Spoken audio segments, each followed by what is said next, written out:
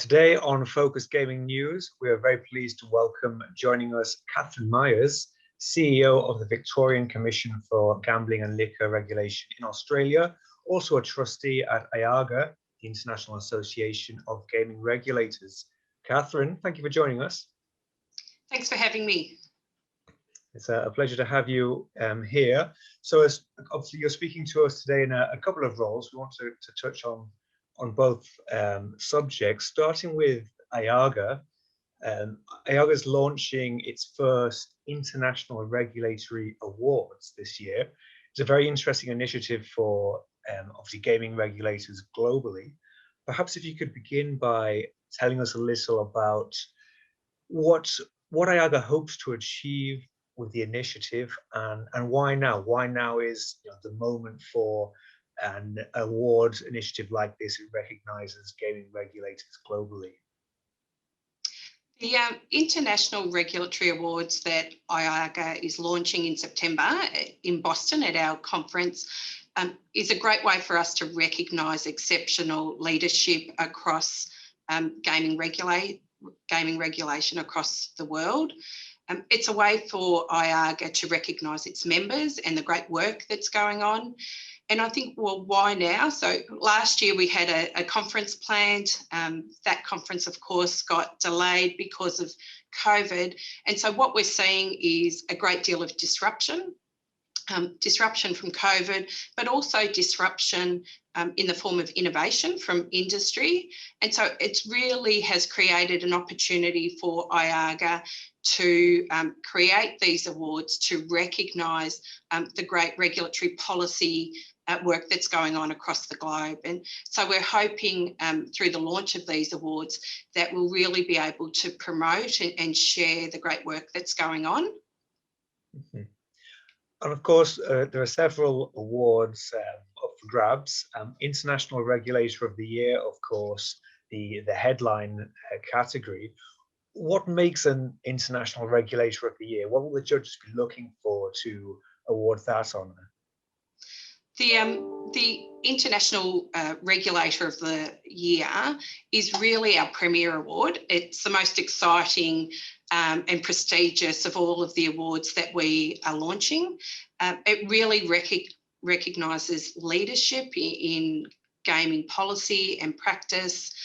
We expect that the shortlisted nominees in their nominations, that they'll really be able to demonstrate improvements to regulatory practice where there are tangible benefits for the communities in which they operate.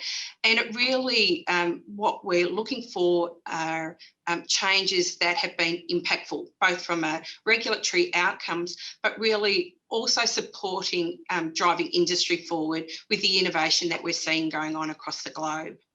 Mm-hmm.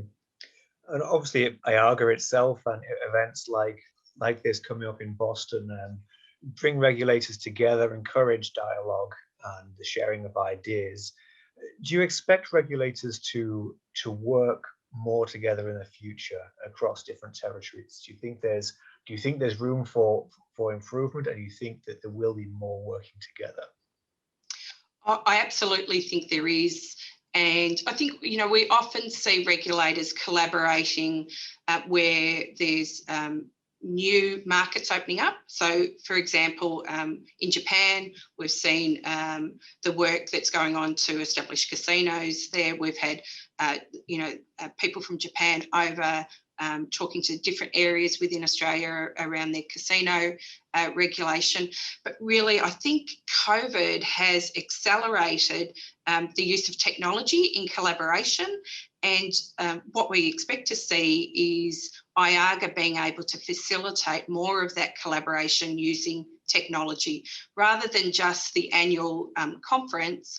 So some of the things that we're turning our mind to are what are the tools that we need on our website that will help support collaboration amongst regulators. So my expectation is that we will definitely see greater collaboration and potentially with industry as well in a co-design type of environment. It really enables you to bring in industry regulators into a collaborative space that doesn't mean we're flying everybody across the globe. So, my expectation is that we will see more and more of this. And you mentioned, of course, the disruption. It's been a year of disruption, obviously, for more reasons than usual because of the pandemic. But there's also a regulatory upheaval taking place in several jurisdictions. We've got huge new markets opening up, and on the other side, certain markets introducing stricter regulations, perhaps more controls, perhaps particularly in Europe. What kind of role do you think collaboration between regulators can play amid this scenario of quite wide-ranging changes, and often changes going in different directions in different jurisdictions? Yes, it's an interesting question. I think where we see new markets opening up in Australia, as you know, our gaming is land-based, so we don't have the online markets. But I think we can learn a lot from what goes on when new markets open up, what risks are there, what opportunities.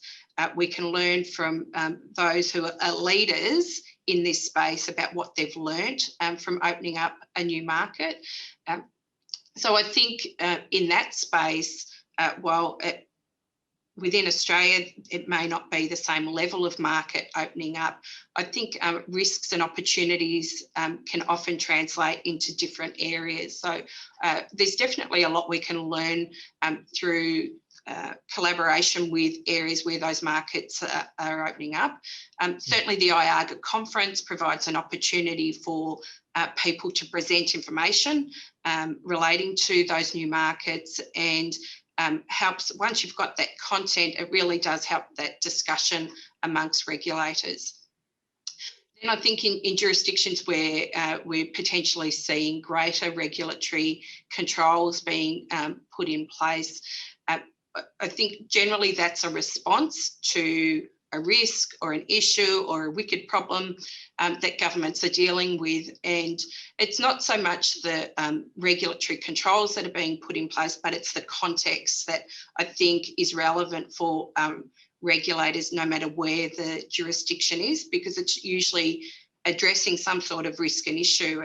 And when those risks and issues are identified, the opportunity exists for other regulators to have a look in their own backyard and say, well, is this relevant for us? And so that's, I suppose, what I think the benefit of that global connection is. When you see the changes happening in other jurisdictions, it can certainly help you turn your mind to whether that's relevant for your own jurisdiction. Perhaps in quite a different situation in Australia to some of the other countries, in the way that the lockdowns were organised, with a lot of shorter lockdowns perhaps, rather than the long extended lockdowns that we saw in North America and in Europe.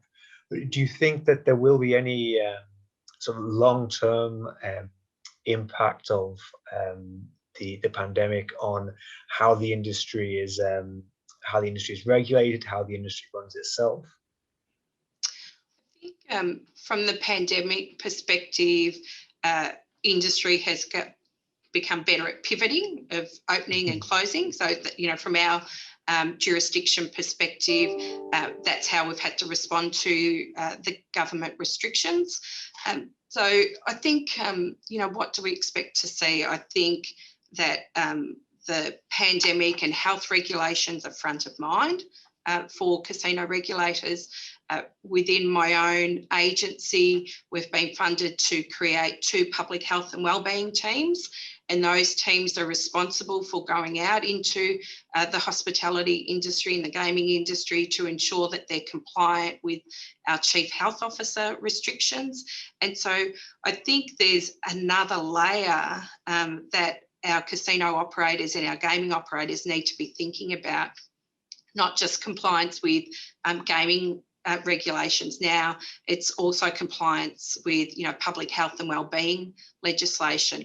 So there's a lot on their plate, and there's a lot of work to be done to ensure that they set themselves up in a way that can continue to get their patrons into their business, but also protect the health and safety of both their staff and their patrons.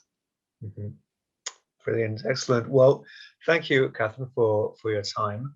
And obviously, we're very happy that the things are starting to return to normality, and obviously in time for the IAGR conference coming up in Boston in September. So we're looking forward to that. Thank you for joining us today from Australia.